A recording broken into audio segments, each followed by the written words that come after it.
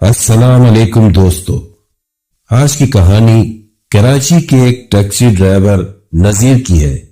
کہانی ہمیں کسی کے ریفرنس سے ملی ہے۔ آئیے ہم آپ کو یہ کہانی نذیر کی زبانی سناتے ہیں۔ یہ 1986 کی بات ہے۔ میں پنجاب کا رہائشی ہوں۔ والدہ بچپن میں ہی وفات پا گئی تھی اور والد اکلوتی بہن کو رخصت کر کے چل بسے۔ 1 سال پہلے بہن کو بہنوئی کراچی لے گیا۔ میں تو تنہا رہ گیا۔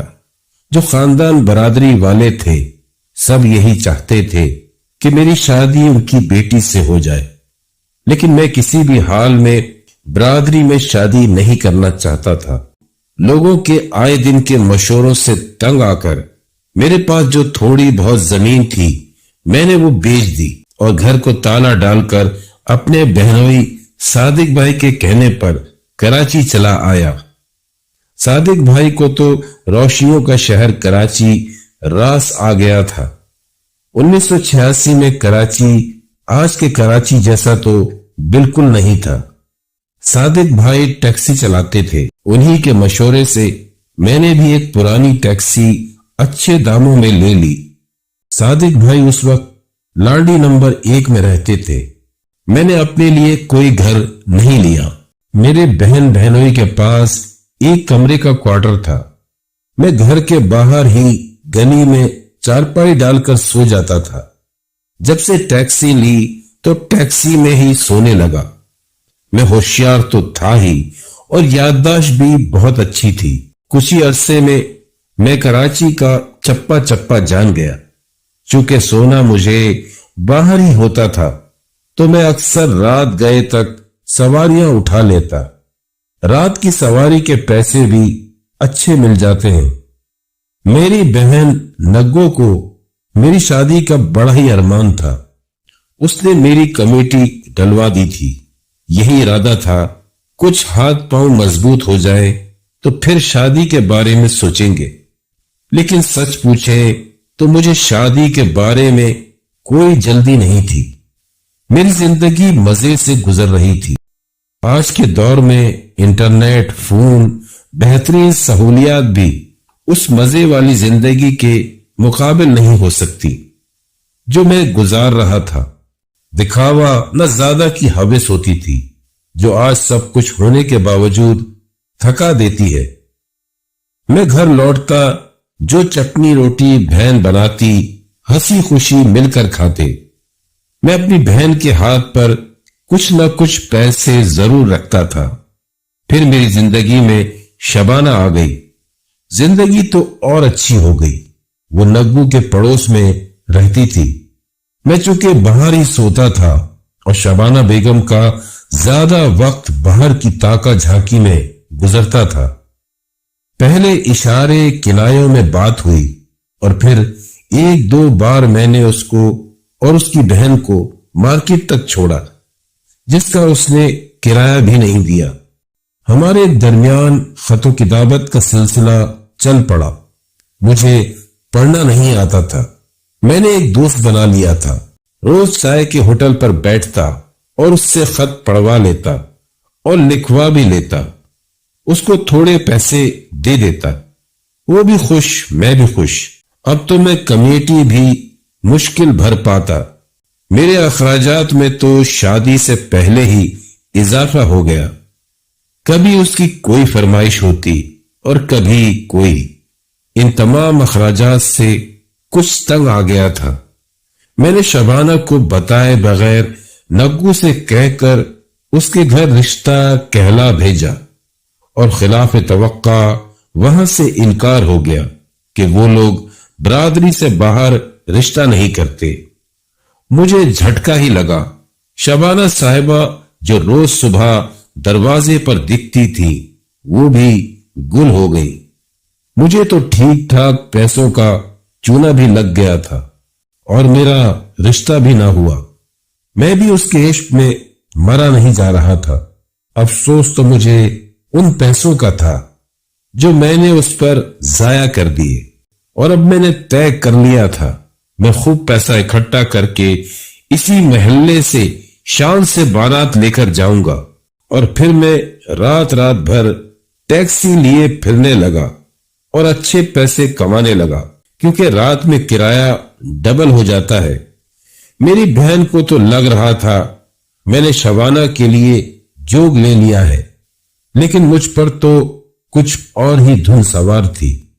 मैंने अपने इरादे अपनी बहन पे भी जाहिर नहीं किए। उस दिन तबीयत कुछ ठीक नहीं थी। घर से थोड़ा देर से निकला। एक तो घर में रहो तो मुसीबत, नग्गों को मेरी शक्ल देखकर शबाना याद आ जाती थी। वो मुझे लेक्चर देने लग जाती। मेरी बात का उसको यकीन ही नहीं था कि मुझे शबाना का गम नहीं है। मैंने भी बताना छोड़ दिया। जिस चीज का गम था वो मैं बताना नहीं चाहता था, इसलिए तबीयत खराबी के बावजूद घर से निकल गया। मेरा इरादा यही था कि आज थोड़ी देर तक टैक्सी चला लूंगा ताकि मेरी दिहाड़ी खराब ना हो, लेकिन शायद आजकल मेरे दिन ही खराब चल रहे थे। एक सवारी को उसकी मंजिल पर पहुंचाने के बाद जब मैंने आगे जाना चाहा तो मेरी टैक्सी अजीब व गरीब आवाज निकालकर बंद हो गई। वो तो शुक्र था कि थोड़े ही फासले पर मैकेनिक मिल गया।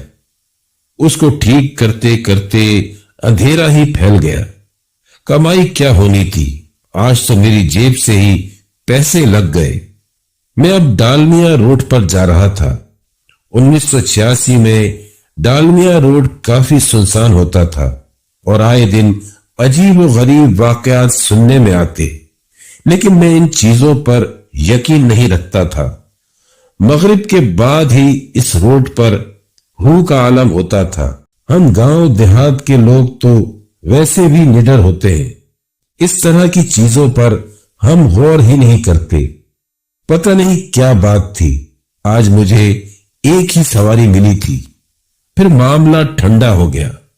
मैं अभी दिल में यही सोच रहा था, अगर इस वक्त मुझे मलेर या लांडी की कोई सवारी मिल जाए तो कितना अच्छा हो जाए। इसके बाद घर चला जाऊंगा। डालमिया रोड पर मुझे एक शख्स ने हाथ दिया। मैंने गाड़ी रोकी। वो मियां बीवी लग रहे थे। औरत बुर्के में थी। हालांकि मेरी नजर रोड पर ही थी क्योंकि मैं सवारी की तलाश में था, लेकिन मुझे वो नहीं दिखे। और फिर ये अचानक से कैसे नमूदार हुए। मैंने यही सोचते गाड़ी को रोक दिया और शीशा नीचे किया तो उस आदमी ने खिड़की में झुककर मुझे कहा, नाज़िमाबाद चलोगे? एक पल को तो दिल में ख्याल आया कि मना कर दूं, लेकिन फिर यही सोचा घर जाकर क्या करना है। शबाना के दरवाजे को देख देख कर मुझे और गुस्सा ही आना है। एक खास बात मैंने नोट की, वो दोनों ही दराज खत थे। मुझे खामोश देखकर उस शख्स ने फिर पूछा, नाज़िमाबाद चलोगे? मैंने कहा चलूंगा, लेकिन 500 रुपए लूंगा। मैंने जैसे ही हामी भरी, वो दोनों खामोशी से पिछली सीट पर बैठ गए। मैंने बैक मिरर में नजर डाली तो औरत ने चेहरा मुकम्मल छुपाया हुआ था, लेकिन जब वो गाड़ी में बैठ रही थी मेरी नजर उसकी कलाइयों पर पड़ गई। वो बिल्कुल वैसी ही चूड़ियां पहनी थी जैसी शबाना पहना करती थी। ये इत्तेफाक था। मुझे पता था वो शबाना नहीं है, क्योंकि उन दोनों में एक बात वाज़ेह थी, दोनों ही गैर मामूली तौर पर लंबे थे। इस बात को मैंने उनकी गाड़ी में बैठते वक्त महसूस किया था। गाड़ी चल पड़ी। गाड़ी आगे बढ़ाई तो सड़क पर मजीद सन्नाटा छा गया। दूर कहीं कोई आवारा कुत्ता भौंक रहा था और उसके अलावा बस मेरी टैक्सी की आवाज ही थी जो इस वीरान सड़क पर दौड़ रही थी। मुझे कुछ अजीब सा महसूस हुआ, जैसे एक बोझलपन आ गया हो। मैंने उससे पूछा, कहां जाना है? नाज़िमाबाद में। मर्द ने आहिस्ता से कहा, बस चलाते जाओ, जहां रुकना होगा हम बता देंगे। اس کی آواز میں ایک عجیب سی کھنک تھی۔ میں نے شیشہ ذرا سا نیچے کیا تاکہ اندر کی گھٹن کم ہو۔ ڈرائیونگ کرتے ہوئے میرا دھیان بار بار بیک مرر کی طرف جا رہا تھا۔ عجیب بات یہ تھی کہ عورت جو برقعے میں لپٹی ہوئی تھی ایک دم ساکت بیٹھی تھی، نہ ہاتھ ہلائے نہ سر جھکایا، بس جیسے کوئی پتھر کا بت ہو۔ مرد بھی ایک ہی پوزیشن میں بیٹھا تھا، وہ ہل بھی نہیں رہا تھا۔ میں نے خود کو سمجھایا کہ شاید یہ لوگ پریشان ہو یا کسی مسئلے میں ہو، اسی لیے اتنے خاموش ہیں۔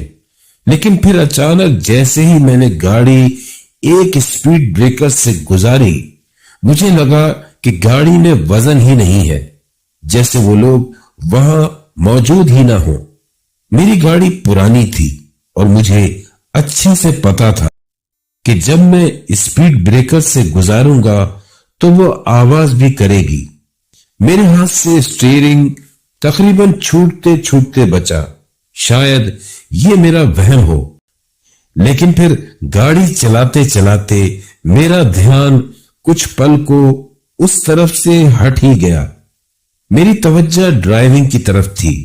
اچانک میں نے محسوس کیا کہ وہ دونوں اب سرگوشیوں میں بات کر رہے تھے۔ غیر ارادی طور پر میرا دھیان گفتگو کی طرف لگنے لگا اور مجھے پھر ایک اور حیرانی کا جھٹکا لگا۔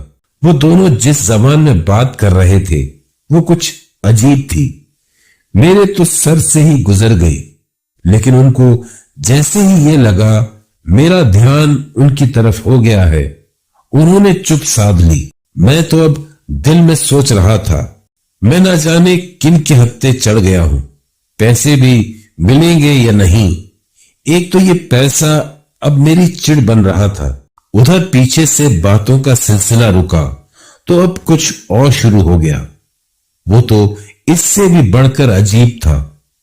وہ جو عورت تھی اب وہ ہلکے ہلکے کچھ پڑھ رہی تھی، جیسے کوئی منتر چاپ کرتے ہیں۔ مجھے جھٹکا سا لگا اور میں نے غیر ارادی طور پر شیشے سے پیچھے کی طرف دیکھنا چاہا، لیکن اس آدمی نے نہایت سخت آواز میں کہا، گاڑی دھیان سے چلاؤ۔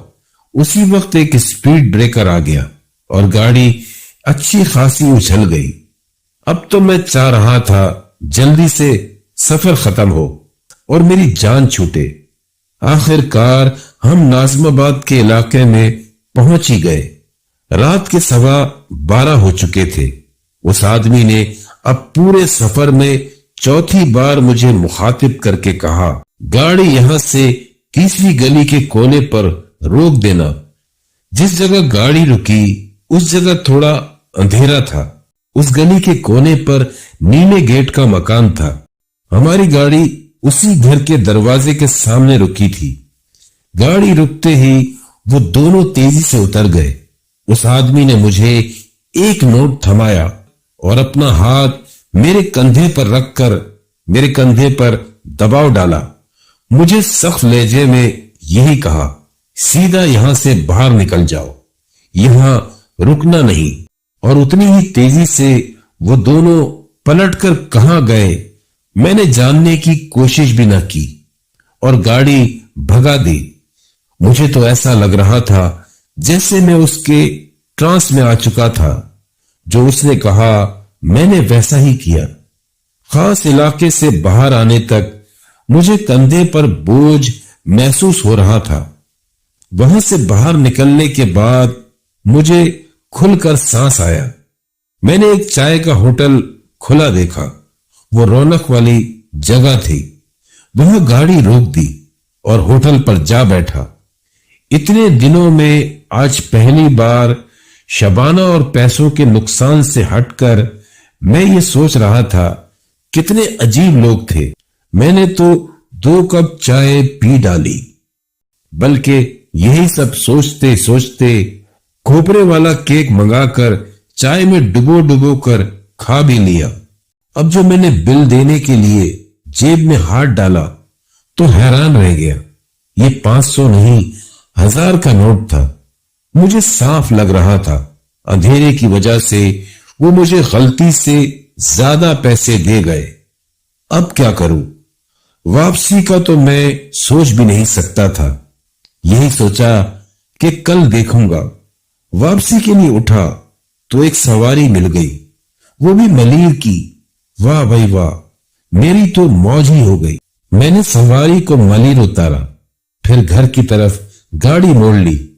گھر پہنچا تو ٹیکسی سائٹ پہ کھڑی کی اور پیسے سیٹ کے نیچے چھپا دیے۔ رات بہت ہو گئی تھی۔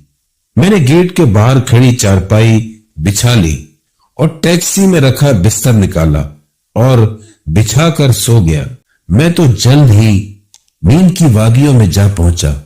اس رات سونے سے پہلے جو آخری خیال میرے دماغ میں آ رہا تھا وہ شبانہ کا نہیں بلکہ ان 500 روپوں کا تھا جو مجھے صبح جا کر واپس کرنے تھے۔ اور پھر جب میں صبح اٹھا تو میں نے ناشتے کے بعد چابی اٹھائی اور باہر نکل گیا۔ میں نے گاڑی سیدھا ناظم آباد کی طرف دوڑائی، لیکن وہاں جا کر میں شش و پنج کا شکار ہو گیا۔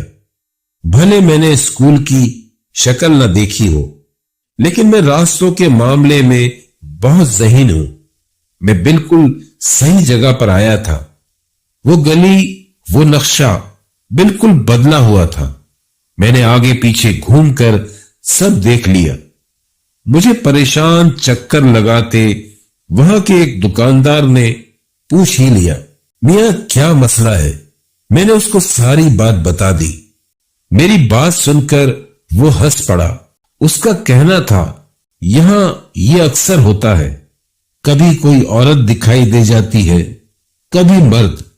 ان کی نشانی یہ ہے، وہ عام لوگوں سے لمبے ہوتے ہیں۔ اس کی اس بات پر میں بھی اتفاق کر گیا کہ وہ صحیح کہہ رہا ہے۔ میں خاموشی سے آ کر اپنی گاڑی میں آ بیٹھا۔ غیر ارادی طور پر میں نے کل کے رکھے پیسے سیٹ کے نیچے سے نکالے، لیکن یہ دیکھ کر میرا دل دھک سے رہ گیا کہ میرا بٹوا خالی تھا۔ کل کا 1000 والا نوٹ غائب تھا۔ کچھ کھلے پیسے جو کل پڑے تھے بس وہی تھے۔ مجھے چپت لگ گئی تھی، پہلی شبانہ سے کھائی اور اب ان مشکوک جنات سے، یا جو بھی مخلوق سمجھ لے۔ یہ میری زندگی کا ناقابل فراموش واقعہ ہے۔ اس کو بھی میں نے بخوشی ہضم کر لیا، جیسے شبانہ سے ملے نقصان کو کیا تھا۔ دوستو، کہانی کیسی لگی کمنٹ سیکشن میں ضرور بتائیے گا۔